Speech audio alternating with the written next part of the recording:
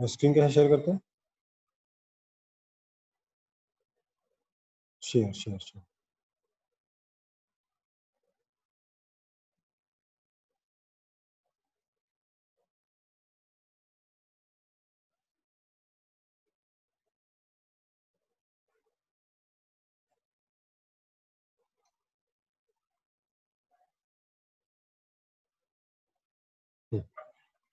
बहुत झमेला है पता है इसमें।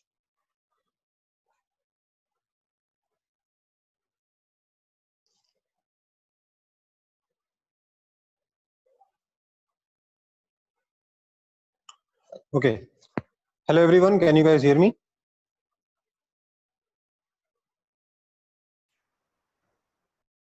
Yes, sir. Okay. So आप लोगों को नया टाइम टेबल तो मिल गया होगा।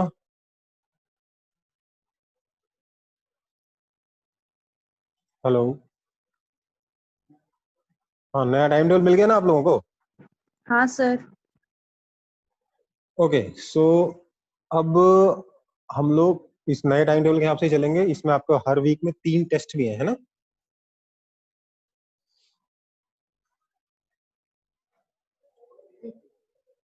हेलो, इसमें आपको हर वीक 3 टेस्ट है, right? Yes, yes sir. Sir. तो और हर सब्जेक्ट की 2 की जगह 3 क्लासेस भी हैं। तो अब हम लोग स्पीड ऑनलाइन में ही हमें पकड़नी होगी। हम लोग चाह रहे थे कि जब जब ऑफलाइन खुलेगा तब हम ज़्यादा सिलेबस कवर करेंगे, बट वो पॉसिबल नहीं है। अब लग रहा है कि काफ़ी दिन तक ये ऑफलाइन ऑनलाइन ही चलेगा। तो हमें ज़्यादा से ज़्यादा सिलेबस अब ऑनलाइन में ही कवर करना है, इसलिए ये सब चेंजेस आपके टाइम टेबल में किए गए हैं। ट्राई करिएगा सारी क्लासेस आप लाइव ही करें, बट अगर गलती से कोई क्लास मिस हो जाए तो उसकी रिकॉर्डिंग आराम से देख लें, ठीक है? ओके, तो बेटा लास्ट क्लास में हम लोग पढ़ रहे थे, क्या पढ़ रहे थे लास्ट क्लास में? हम लोग मैग्नेटिक इफेक्ट ऑफ करंट पढ़ रहे थे। हमने इसमें देखा था कि अगर मैग्नेटिक फील्ड में चार्ज को रखा जाए तो चार्ज कैसे बिहेव करेगा। हमने एक यूनिफॉर्म मैग्नेटिक फील्ड में पॉइंट चार्ज को रेस्ट पे रखा, कोई फोर्स नहीं लगा। उसके पैरेलली चार्ज को मूव कराया, कोई फोर्स नहीं लगा। जब हमारा चार्ज परपेंडिकुलर डायरेक्शन में मूव किया मैग्नेटिक फील्ड के, तो उसने फोर्स एक्सपीरियंस किया QVB। अब उसका यूज करते हुए वो जो QVB है या फिर QV vector cross V vector है, इसका यूज करते हुए हमने देखा यूनिफॉर्म मैग्नेटिक फील्ड के परपेंडिकुलर डायरेक्शन में अगर आप चार्ज को वेलोसिटी दोगे तो charge will move in a circle, एक सर्कुलर मोशन चार्ज परफॉर्म करेगा, ठीक है? इसके बाद हमारा जो चार्ज है उसको हमने एक एंगल पे फेंका, देखा हेलिकल पाथ उसने फॉलो किया। फिर हमने बोला अच्छा अगर इलेक्ट्रिक और मैग्नेटिक फील्ड दोनों होगा तो चार्ज के ऊपर कितना फोर्स लगेगा? तो हमने देखा लॉरेंट्ज फोर्स लगता है Q into E vector plus Q into V vector cross B vector. Electric field का फोर्स अलग, मैग्नेटिक फील्ड का फोर्स अलग, दोनों को जोड़ दो, नेट फोर्स आ जाता है। फिर हमने एक स्पेशल केस देखा जिसमें म्यूचुअली परपेंडिकुलर मैग्नेटिक फील्ड में चार्ज को हमने जब वेलोसिटी दी थी, तो स्पेशल केस क्यों, क्योंकि क्वेश्चन बनता है ऐसा। इसमें क्या हुआ कि इलेक्ट्रिक फील्ड के फोर्स को मैग्नेटिक फील्ड के फोर्स ने बैलेंस कर दिया, चार्ज स्ट्रेट लाइन में यूनिफॉर्म वेलोसिटी से मूव करता रहा। फिर मैंने आपको एक और केस पढ़ने के लिए बताने के लिए आज हमें एक नया केस आज पढ़ना है। वो नया केस क्या है? जिसमें हमारा charge mutually perpendicular electric and magnetic field में इनिशियली रेस्ट से रिलीज किया गया है, ठीक है? तो क्या है कि हमारे पास एक इलेक्ट्रिक फील्ड है और एक मैग्नेटिक फील्ड है, ठीक है? एक इलेक्ट्रिक फील्ड एक मैग्नेटिक फील्ड है। ये अपना एक्स एक्सिस से मान लेते हैं, ये अपना वाई एक्सिस से मान लेते हैं। और हमने बोला कि वाई डायरेक्शन में आपका इलेक्ट्रिक फील्ड है और आपका जो मैग्नेटिक फील्ड है वो अपवर्ड डायरेक्शन में, मतलब जेड डायरेक्शन में मैग्नेटिक, ठीक है? तो अगर वाई डायरेक्शन में इलेक्ट्रिक फील्ड और जेड डायरेक्शन में मैग्नेटिक फील्ड हो और ऐसे में हम ओरिजिन से चार्ज को रिलीज कर दें, चार्ज क्यू को रिलीज कर दें, तो क्या होगा? ये मेरे को आज स्टडी करना है। मैं अज्यूम करूंगा चार्ज q मास m, इस मैं अज्यूम करूंगा कि इस चार्ज q का इनिशियल वेलोसिटी 0 है और इसका पाथ हम लोग पता करने की कोशिश करेंगे कि क्या क्या ये कैसे कैसे ये बिहेव करेगा। तो इस सिचुएशन को ध्यान में रखते हुए यहाँ मैं बड़ा डायग्राम बना के यहाँ अच्छे से इसकी एनालिसिस करूंगा। क्या है, हमारे पास एक चार्ज है q, ऊपर की तरफ मैग्नेटिक फील्ड है, मतलब इस प्लेन के बाहर की तरफ मैग्नेटिक फील्ड है, इलेक्ट्रिक फील्ड वाई डायरेक्शन में। ये चार्ज अगर इनिशियली रेस्ट पर है तो इस पे सिर्फ ऊपर के डायरेक्शन में एक फोर्स लगेगा, दैट इज क्यू ई, ऊपर की तरफ, ऊपर मतलब वाई डायरेक्शन फोर्स लगेगा क्यू ई। ठीक है, इनिशियली रेस्ट पर है, इसके ऊपर मैग्नेटिक फील्ड कोई फोर्स नहीं लगाएगा, सिर्फ इलेक्ट्रिक फील्ड फोर्स लगाएगा ऊपर की तरफ, इसलिए ये ऊपर की तरफ मूव करना शुरू करेगा। ये आपका एक्स एक्सिस, वाई डायरेक्शन में ये चार्ज मूव करना शुरू करेगा।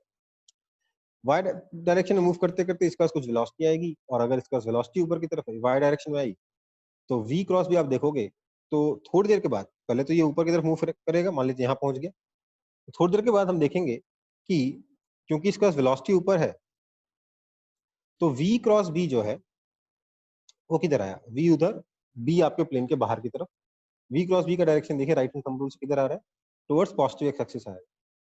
ठीक है, तो इस पर आगे की तरफ क्यू वी बी फोर्स लगेगा। ये फोर्स क्या करेगा, इस चार्ज के मोशन के डायरेक्शन को चेंज कर देगा। ठीक है, तो हम देखेंगे हमारा चार्ज जो है वो कुछ इस तरीके से जाएगा। ठीक है, जब ये चार्ज यहाँ पहुंचा, इसकी वेलोसिटी इधर है, तो v क्रॉस b इधर आ गया, तो क्यू वी बी अब इधर लगेगा। इसकी स्पीड बढ़ रही है क्योंकि ये धीरे धीरे इलेक्ट्रिक फील्ड के साथ साथ ऊपर जा रहा है, इलेक्ट्रिक फील्ड इस पे कुछ वर्क कर रहा है, इसकी वजह से इसकी काइनेटिक एनर्जी बढ़ रही है, इसकी स्पीड बढ़ रही है, इसलिए फोर्स भी इंक्रीज हो रहा है। ठीक है, और इस तरीके से चार्ज मूव करते हुए क्या करेगा, ऐसे जाकर यहाँ आएगा। क्या हुआ, ऊपर जाते वाई डायरेक्शन में जैसे जैसे जाता जाएगा, इसके ऊपर जो work done by electric field होगा that will be qE force into y, और work done by magnetic field कितना होगा, कोई मुझे बताएगा work done by magnetic field इस चार्ज के ऊपर कितना होगा, एनीवन?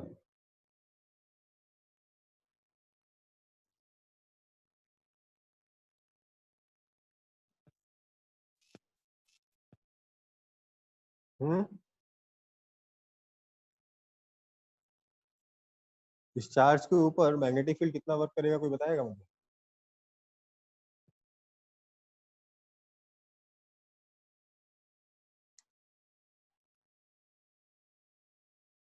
कोई नहीं, मैग्नेटिक फील्ड वर्क करेगा 0, क्यों, as force is perpendicular to velocity always, हमेशा ही फोर्स वेलोसिटी के परपेंडिकुलर है, इसलिए मैग्नेटिक फील्ड कोई वर्क नहीं करेगा।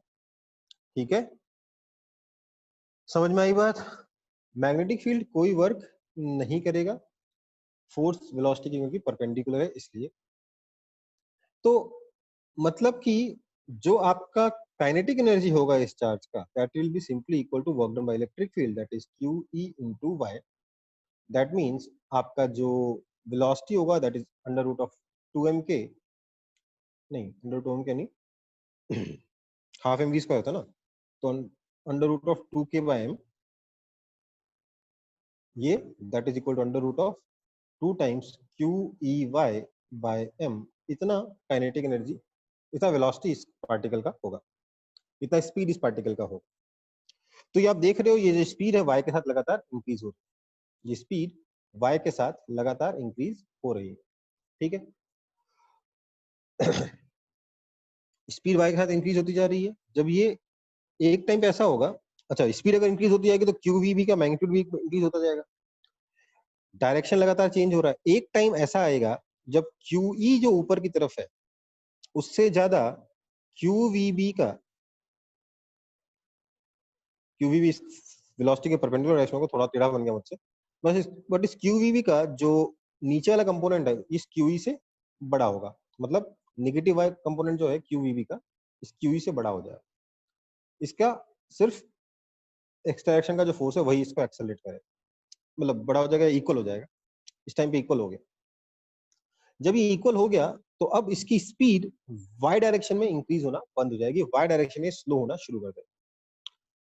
सॉरी, वाई डायरेक्शन में, हाँ, वाई डायरेक्शन की इसकी स्पीड डिक्रीज होना शुरू कर देगी, पर नेट स्पीड अभी भी बढ़ती रहेगी। क्यों? क्योंकि अभी भी ये पॉजिटिव वाई डायरेक्शन में जा रहा है, इसलिए इलेक्ट्रिक फील्ड वर्क करता जा रहा है। एक टाइम ऐसा आएगा जब इसकी वाई डायरेक्शन की वेलोसिटी 0 हो जाएगी, इस वक्त इसकी स्पीड मैक्सिमम होगी क्योंकि इलेक्ट्रिक फील्ड का वर्क डन मैक्सिमम होगा। इस वक्त क्यू वी भी पूरा का पूरा नीचे लग रहा होगा, ठीक है। क्यू वी भी जो है पूरा का पूरा नीचे, मतलब नेगेटिव वाई डायरेक्शन में लग रहा होगा। और इस तरीके का बात करते करते ही वापस यहाँ पे आके रेस्ट पे आ जाएगा, क्योंकि मैग्नेटिक फील्ड ने तो कोई वर्क नहीं किया, मैग्नेटिक फील्ड ने तो कोई वर्क नहीं किया, और इलेक्ट्रिक फील्ड का वर्क भी इस पॉइंट पे जाकर 0 हो जाएगा, ठीक है। तो बेसिकली यहाँ पर फिर से charge perpendicular electric and magnetic field में रेस्ट पर है, इसलिए यहाँ के बाद फिर से सेम मोशन रिपीट होगा, ठीक है, and so on and so fourth. ये जो पाथ है ये काफी इंटरेस्टिंग पाथ है। इस पाथ का नाम है, पाथ का नाम क्या है? साइक्लोइड। क्या नाम है इसका? साइक्लोइड। ना सर्कल है, ना पैराबोला है, ना हाइपरबोला है, ना एलिप्स है, ये साइक्लोइड है। ये एक ऐसा पाथ है जिसके बारे में आपको अभी तक कोई जानकारी नहीं है, पर ये बहुत ही इंटरेस्टिंग पाथ, ठीक है। अब देखो, इसका जो डेरिवेशन है, जो एनालिसिस है, वो काफी डिफिकल्ट भी है, और आपके सिलेबस के हिसाब से, मतलब सिलेबस में भी नहीं है। इनफैक्ट आपके सिलेबस में सिर्फ इसका पाथ का नाम है साइक्लोइड, बट क्योंकि कॉम्पिटिटिव एग्जाम में कुछ चीजें एक्स्ट्रा पूछ ली जाती हैं, इसलिए मैं और भी चीजें बताऊंगा, बट एज फॉर्मूला, डेरिवेशन नहीं बताऊंगा, ठीक है। अगर डेरिवेशन का किसी जानने का किसी को बहुत ज्यादा मन हो तो या तो गूगल कर ले, नहीं तो मैं एक काम करूंगा, आपको डेरिवेशन का एक पीडीएफ शेयर कर दूं। बट वो डेरिवेशन आपके किसी काम का नहीं है, बता देता हूँ। कोचिंग से पढ़ाया जाता है डेरिवेशन, मैं भी पढ़ा सकता हूँ, बट वो किसी काम का नहीं है। क्यों किसी काम का नहीं है? क्योंकि उस डेरिवेशन का अगर कोई वेरिएशन वाला क्वेश्चन आ गया, उस डेरिवेशन पे बेस्ड कोई क्वेश्चन आ गया, तो वैसे भी आप मतलब एग्जाम में करने लायक कोई क्वेश्चन नहीं है, ठीक है। लेकिन हाँ, आपको साइक्लोइडल पाथ के बारे में कुछ चीजें पता होंगी। पहले तो ये पता होना चाहिए इसकी साइक्लोइडल पाथ होता क्या है। तो साइक्लोइड होता क्या है, अब हम इस पे जाएंगे। अभी तक हमें, मैं एक बार पूरा पढ़ा के क्या क्या आपको इसमें याद रखना है वो बता मेंशन करूंगा, ठीक है। तो साइक्लोइड होता क्या है पहले ये बताओ।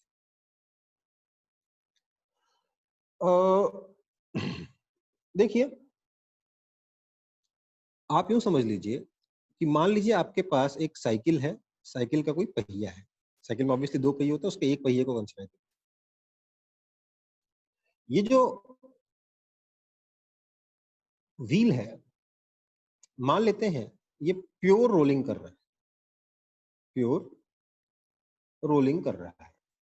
मतलब ये कि इसकी जो आगे की तरफ वेलोसिटी है v, और उसका एंगुलर वेलोसिटी जो ओमेगा है, उसमें सीधे सीधे रिलेशन है v is equal to omega R, ठीक है। अब क्या होगा, लेट्स से कि ये जो साइकिल है, इसके पहिए पर कहीं से कोई पार्टिकल चिपक जाए। ये वाला पार्टिकल लेट्स से इसके बॉटम पे, मान लीजिए जमीन पे कोई रोड पे कोई कीचड़ विचड़ हो, तो उसका कोई पार्टिकल इसके पहिए पे चिपक, ठीक है। अब ये पहिया जब आगे जाएगा वेलोसिटी v से, एंगुलर वेलोसिटी ओमेगा से, तो ये जो पार्टिकल है ये एक पर्टिकुलर पाथ फॉलो करेगा, ये भी इस व्हील के साथ आगे जाएगा, बट इसका पाथ जो है, क्योंकि ये चिपका हुआ है इस व्हील के साथ, ये जो पॉइंट पे चिपका है ये पार्टिकल, ये इस व्हील के साथ घूमेगा भी और आगे भी बढ़ेगा, राइट।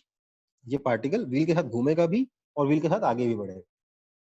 तो इसका जो पाथ होता है वो कुछ ऐसा,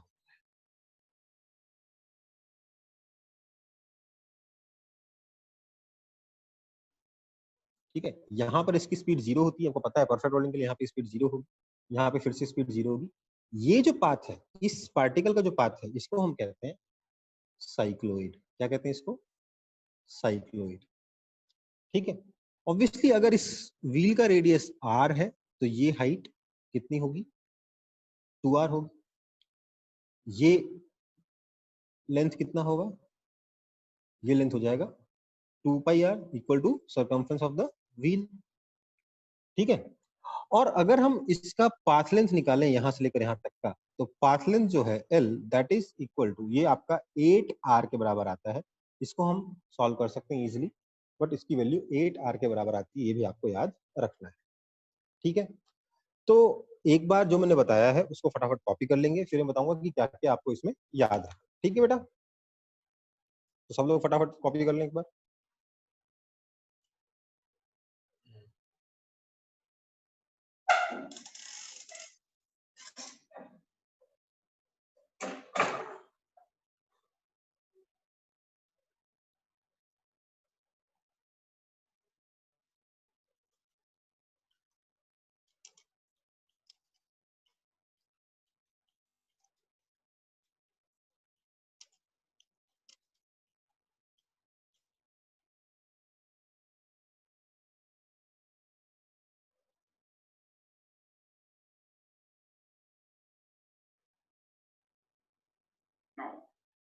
This is the most complicated case.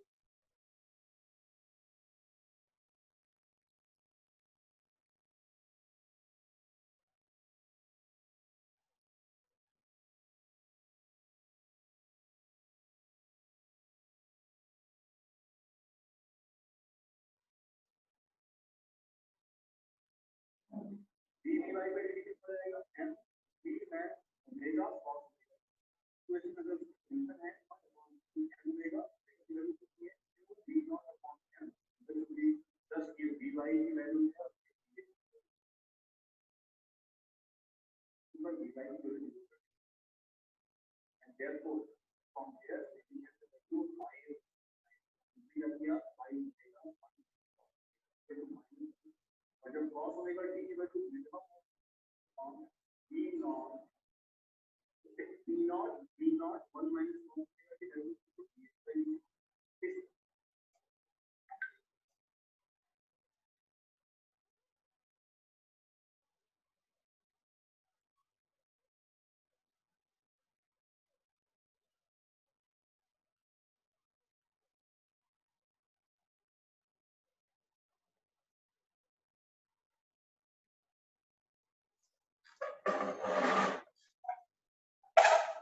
Hello, so are you guys there? Yes sir. Okay, so आप लोगों ने इसको कॉपी कर लिया है? Yes sir.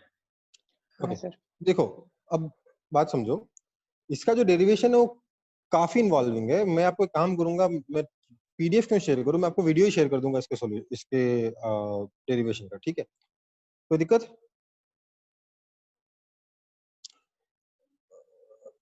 अब देखो क्या है कि मैं थोड़ी सी एनालिसिस करूंगा, पर यार आज ना क्योंकि क्लासेस बढ़ी हैं तो मेरे पास जूम का जो अकाउंट है वो पेड नहीं है। ठीक है, मैं एक बार और आपकी क्लास दोबारा से होस्ट कर रहा हूँ, फिर से ज्वाइन करिए। ठीक है ना, कोई दिक्कत?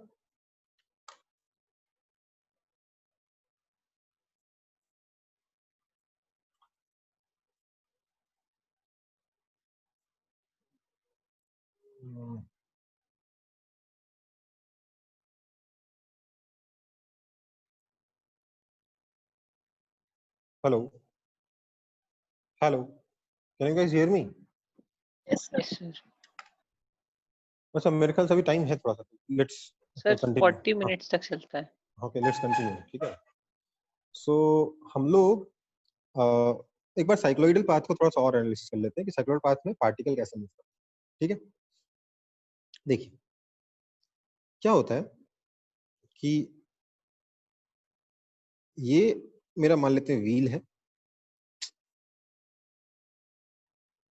व्हील है। व्हील जो है, लेट्स से आगे स्पीड v से जा रहा है, एंगुलर वेलोसिटी इसकी ओमेगा है और इसका रेडियस r है। अगर ये तीन चीजें मेरे को पता हो तो मैं पार्टिकल की लोकेशन किसी भी पर्टिकुलर टाइम पे बता सकता हूँ, है ना? कैसे बता सकता हूँ? देखिए, टाइम t पर क्या हो जाएगा, ये जो व्हील है ये थोड़ा आगे पहुंच जाएगा, यहाँ पहुंच जाएगा। कितना होगा ये हो जाएगा आपका v into T that is equal to omega R into T. तो v is equal to omega R है, इसलिए हमको तीन भी नहीं दो चीजें पता करनी है, या तो v और r या फिर ओमेगा और r, दो चीजें पता करेंगे तो बाकी सब चीजें हमें पता चल जाएंगी।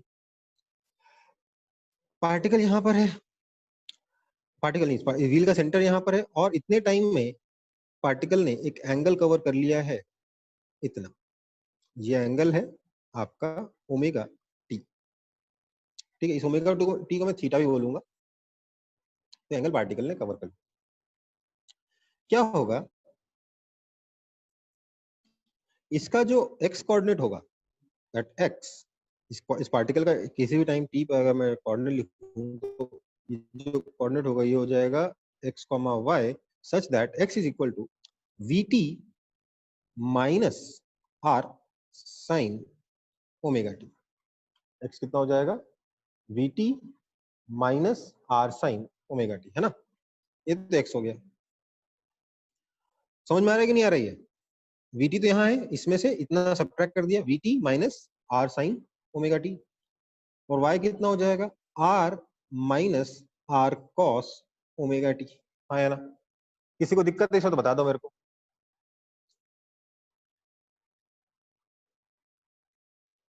किसी को दिक्कत नहीं है?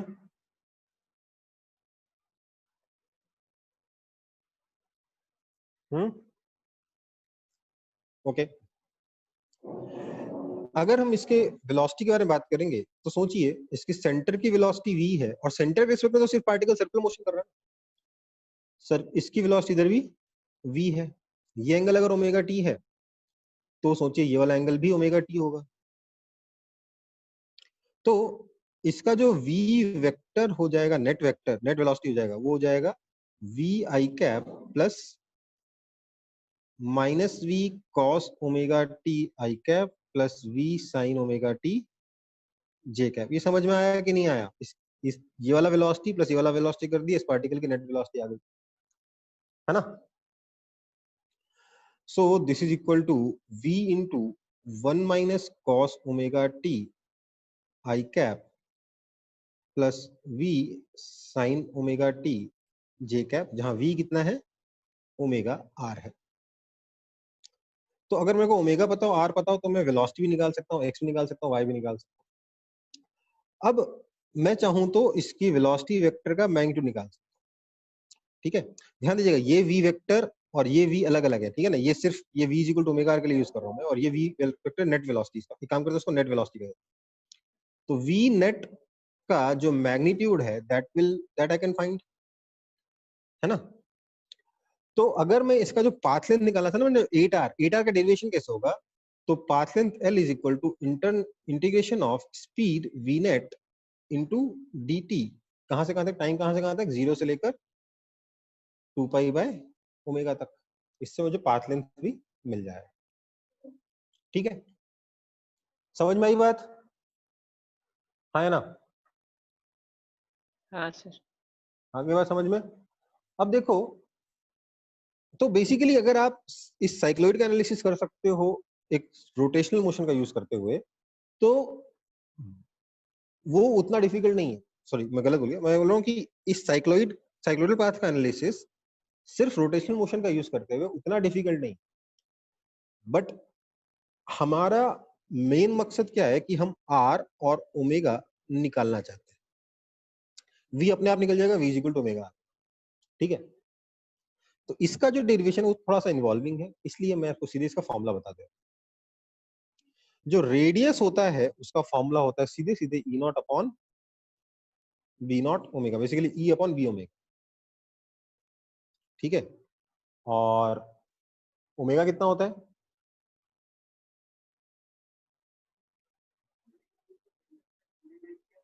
ओमेगा कितना होता है, तो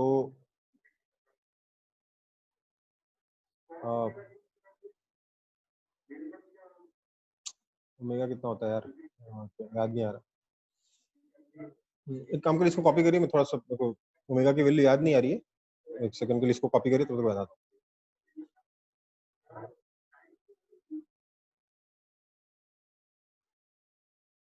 मैं अपना डिराइव करके बताता हूँ, ठीक है, फटाफट।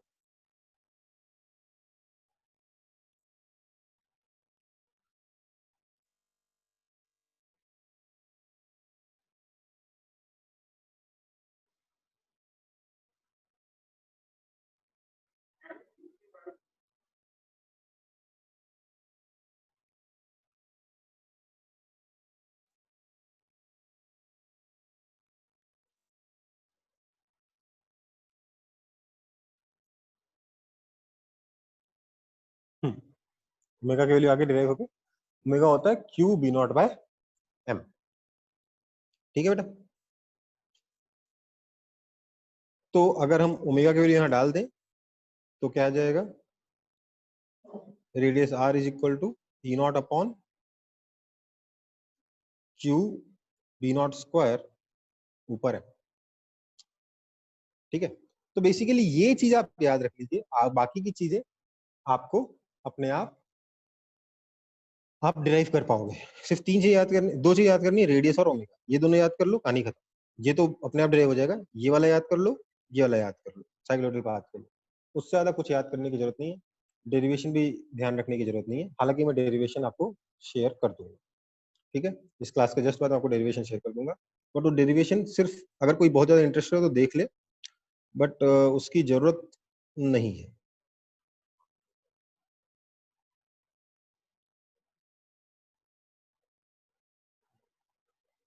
कॉपी कर लिया या ठीक है, कॉपी कर लो फटाफट।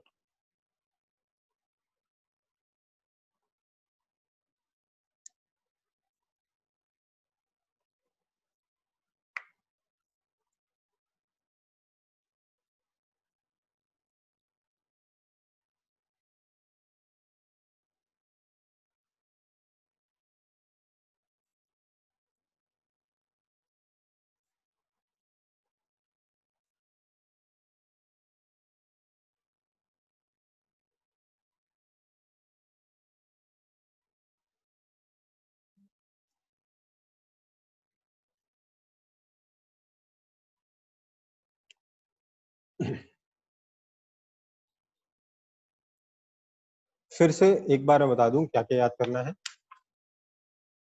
सबसे पहले तो कंडीशन कि आपका लेट्स से इलेक्ट्रिक फील्ड जो है that is let's say E not J cap, magnetic field है आपका बी नॉट के कैप, तो पाथ जो है, अच्छा, और इनिशियल वेलोसिटी चार्ज की 0 है। ऐसे में सबसे पहला पॉइंट, पाथ जो है वो है साइक्लोइड होता है। साइक्लोइड जिसका रेडियस मैं बता चुका हूँ कितना आया था, रेडियस कितना आया था, E naught by B naught omega, और ओमेगा कितना था, ओमेगा था q B naught by M. ठीक है, ये रेडियस और ये ओमेगा दोनों था। रेडियस और ओमेगा का यूज करके आप किसी टाइम पर पार्टिकल की पोजीशन निकाल सकते हो, उसकी वेलोसिटी निकाल सकते हो। दूसरी चीज जो आपको इसमें ध्यान रखनी थी वो ये थी कि हाइट मैक्सिमम कितनी हो रही थी, 2r हो रही थी, जो इसको पिच कह सकते हो, जिसके बाद मोशन रिपीट हो रहा था, पिच कितना था, 2πr था। और एक साइक्लोइड में, साइक्लोइड के एक सेक्शन में पाथ लेंथ कितना था, 8r था। देखिए ये और ये तो बहुत सिंपल है, इसका डेरिवेशन मैंने आपको बताया था कैसे निकालोगे, length is equal to integration speed dt।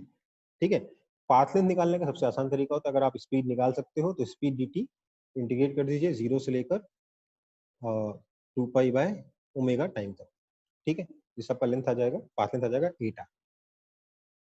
तो मेनली ये दो चीजें याद रखनी है, उसके बाद ये चीज याद है, बाकी तो आसान है, ये तो हो ही जाता है, इसको याद रखने की उतनी जरूरत नहीं है, ये तो अपने आप आ जाता है। ये याद रखना है और ये याद, ठीक है। चलो फिर, कॉपी हो गया सबका,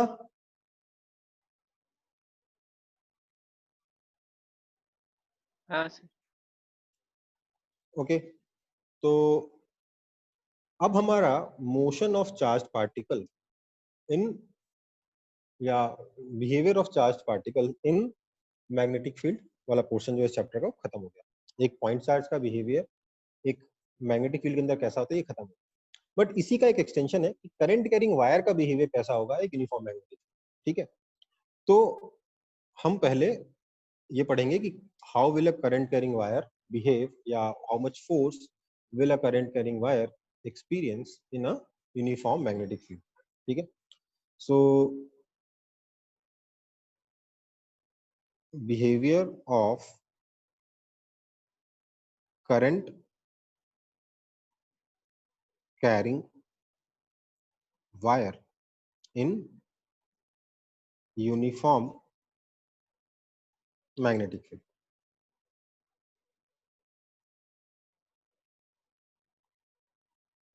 ठीक है, अब बात समझो। बेसिकली हम लोग ये जानते हैं कि अगर मेरे पास कोई मैग्नेटिक फील्ड है, लेट्स से बी वेक्टर, मैंने यहाँ पे मैग्नेटिक फील्ड को अंदर की तरफ लिया है। इस मैग्नेटिक फील्ड में अगर एक चार्ज्ड पार्टिकल चार्ज q का वेलोसिटी v वेक्टर से मूव कर रहा है, अगर कोई charge particle velocity v vector से मूव कर रहा है, तो इस पे फोर्स लगता है, that force is equal to q into v vector cross b vector, है ना। अब मैं बोलूंगा लेट्स से इसी मैग्नेटिक फील्ड में एक करंट कैरिंग वायर रखा है जिसकी लेंथ l है, यही कहना चाहिए, मैं एल वेक्टर बोल दे रहा हूँ, पॉइंट ए से लेकर पॉइंट बी तक का जो वो है वो एल वेक्टर है। इसमें करंट लेट से जा रहा है आई, तो इस पर क्या ये चार्ज, ये मैग्नेटिक फील्ड फोर्स लगाएगा या नहीं लगाएगा? जवाब है फोर्स लगाएगा। क्यों लगाएगा? क्योंकि करंट जा रहा है मतलब चार्ज जा रहा है। आप बोलोगे नहीं सर चार्ज उधर नहीं जा रहा, नेगेटिव चार्ज इधर जा रहा है। देखो, पॉजिटिव चार्ज लेफ्ट से राइट जाए या नेगेटिव चार्ज राइट से लेफ्ट जाए, फोर्स सेम लगेगा, क्योंकि Q into V vector plus B vector है ना। अगर आप चार्ज का साइन उल्टा करोगे, वेलोसिटी का साइन भी उल्टा कर दोगे, तो अपने आप ही चीजें सेम हो जाएंगी। तो force equal to Q into V vector plus B vector से हम बोल सकते हैं कि चार्ज का फ्लो का direction, sorry, charge positive left से राइट जाए चाहे नेगेटिव राइट से लेफ्ट जाए, फोर्स सेम लगेगा। तो हम यहाँ पर force equal to Q V vector plus B vector से को ही कन्वर्ट करके इसमें फोर्स निकाल सकते हैं। क्या से? हम बोलेंगे this is equal to Q into L vector by time cross B vector, that is equal to Q by time into L vector cross B vector. Q by time is current, therefore हम बोल सकते हैं हम therefore force is equal to I into L vector cross B vector. इतना force आपके current carrying wire पे लगता है, I into L vector cross B vector. ध्यान दीजिएगा, लोग इसको BIL याद रख लेते हैं, ऐसे याद ना करें। क्यों याद ना करें? क्योंकि फिर आप B क्रॉस L कर दो, ठीक है। बहुत ज्यादा अगर करना हो तो LIB याद कर लो, लिब, BIL याद मत करो, ठीक है। तो I into L vector cross B vector ये सही है। BIL से याद करने से क्या होगा, हमेशा आप बी क्रॉस एल कर दोगे, प्लीज उसको अवॉइड करिए। ऐसे ही फोर्स याद रखिए, I into L vector cross B vector. वैसे भी इसको इस करंट कैरिंग वायर पे फोर्स का डायरेक्शन निकालने के लिए आपके पास फ्लेमिंग्स लेफ्ट हैंड रूल है। फ्लेमिंग्स लेफ्ट हैंड रूल और राइट हैंड थंब रूल में कोई फर्क नहीं है, दोनों एक ही चीज को कहने के दो अलग अलग तरीके हैं। जैसे ये मैंने आपको शायद पहले बताया भी था जब मैं आपको क्रॉस प्रोडक्ट वगैरह पढ़ाया हूँ 11th क्लास में। देखिए यहाँ पर थोड़ा वीडियो में बताना मुश्किल है, बट ये ILB बताता था, राइट हैंड थंब रूल भी एग्जैक्टली सेम। अगर आप आई की तरफ अपने फिंगर्स को रखेंगे सच दैट वो फुल ओके इधर एल की तरफ जाएंगे, तो आपका जो राइट हैंड थंब रूल है वो भी फोर्स को इसी डायरेक्शन बताएगा जिस डायरेक्शन में फ्लेमिंग्स लेफ्ट हैंड रूल बताया, ठीक है। दोनों सेम है, तो फ्लेमिंग्स लेफ्ट हैंड रूल लगाने की जरूरत नहीं है, क्रॉस प्रोडक्ट का यूज करिए, बेस्ट है। क्रॉस प्रोडक्ट के लिए ऑटोमेटिकली आप right hand thumb rule use कर लेंगे, बेस्ट, ठीक है। तो force equal to I into L vector cross B vector होता है, ठीक।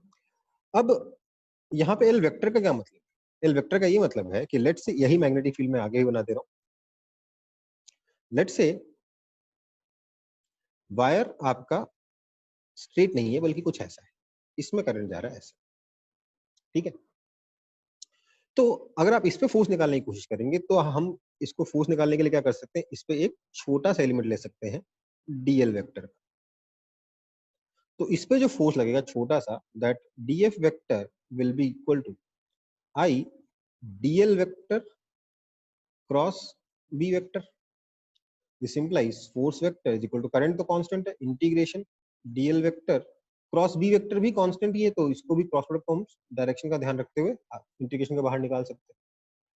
Now integration DL vector is, ऐसे सारे छोटे छोटे वेक्टर्स का सम अगर आप कर लोगे, सारे डीएल डीएल डीएल डीएल जोड़ दोगे तो क्या बनेगा, पॉलीगॉन लॉ से हम बोल सकते हैं कि this is your integration DL vector या फिर L vector. So this is I into L vector cross B vector. Basically इसमें एल वेक्टर क्या है, द लेंथ वेक्टर, लेंथ ऐसा मुझे पता है वेक्टर नहीं होता, बट यहाँ पे वेक्टर की तरह ट्रीट कर रहे हैं। Length vector of the wire, मतलब उसके इनिशियल पॉइंट जो मैग्नेटिक फील्ड के अंदर है से लेके फाइनल पॉइंट जो मैग्नेटिक फील्ड के अंदर है वहां तक का वेक्टर। इतना फोर्स यूज करोगे तब आपका, इतना एल वेक्टर यूज करोगे तब आपका फोर्स निकल आएगा। ठीक है बेटा, तो इसको भी सब लोग कॉपी कर लेंगे फटाफट। और इसके बाद हम लोगों को मीटिंग को रीस्टार्ट करना पड़ेगा क्योंकि आधा घंटा हो गया है। आधा घंटा नहीं, 40 मिनट होने वाले। फटाफट कॉपी करेंगे, मीटिंग रीस्टार्ट करेंगे।